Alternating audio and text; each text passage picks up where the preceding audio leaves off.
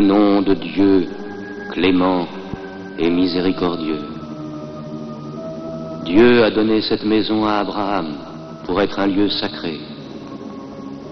N'adorez nul autre Dieu que Dieu et purifiez sa demeure.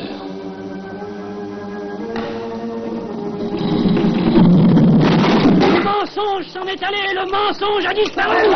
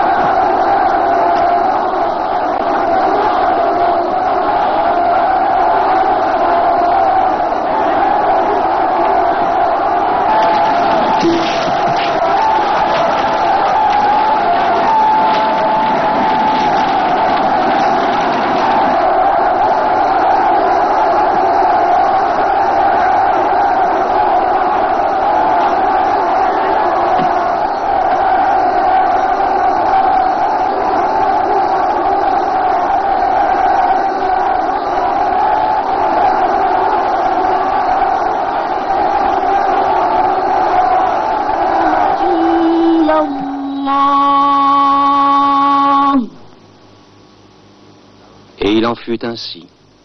Mahomet ne prit aucune revanche, et il n'en autorisa aucune. Il déclara la Mecque territoire sacré. Nul ne pourra y verser le sang, ni abattre un arbre, ni tuer quoi que ce soit de vivant à la Mecque. Bientôt, toute l'Arabie fut convertie.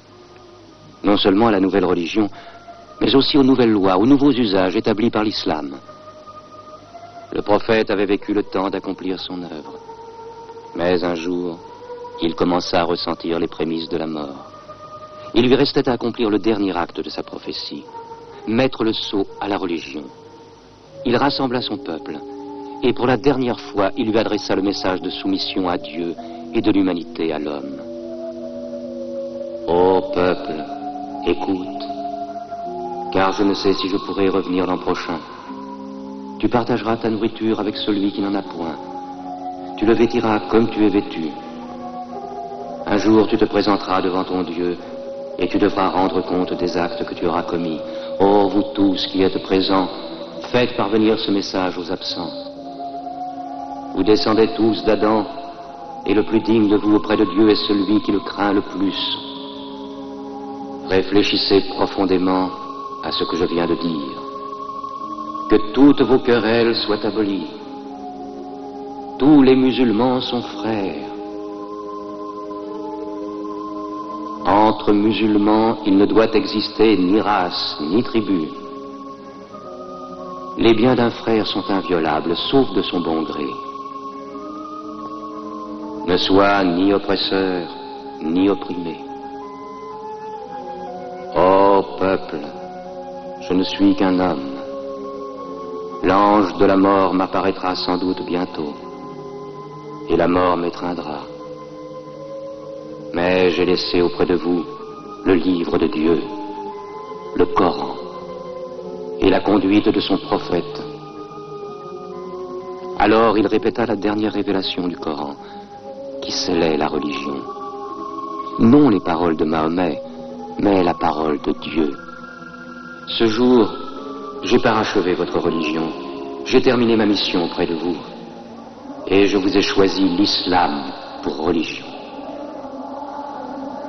Mahomet mourut dans sa 63e année, le 8 juin de l'an 632. Bon nombre de ses fidèles refusèrent de le croire. Comment un homme comme lui pourrait-il mourir? Mais Abou Bakr, le compagnon du prophète, se rendit à la mosquée. Que celui qui adorait Mahomet sache que Mahomet est mort, mais que celui qui adore Dieu sache que Dieu est vivant et qu'il ne peut pas mourir.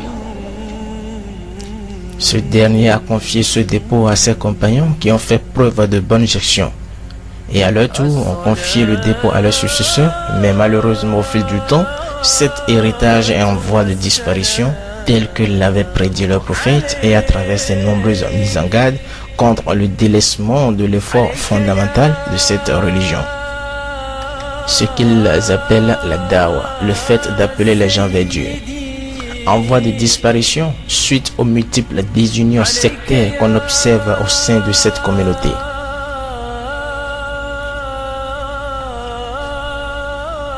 Depuis lors, le même système diabolique s'est replanté et bien enraciné et très puissant vis-à-vis des hommes à travers le monde et à travers des religions, même au sein de la communauté musulmane ou les facettes de la surface terrestre. Une minorité de groupes d'hommes qui contrôlent presque tout dans le monde et le mal, ils utilisent certains fanatiques musulmans pour leur fin de domination planétaire.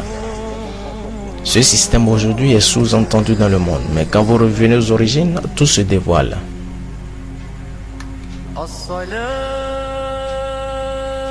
Dans le Coran, il y a une histoire la plus répétée, l'histoire de Moïse et de Pharaon, l'homme aux pyramides. N'est-ce pas peut-être des pistes que Dieu nous fournit?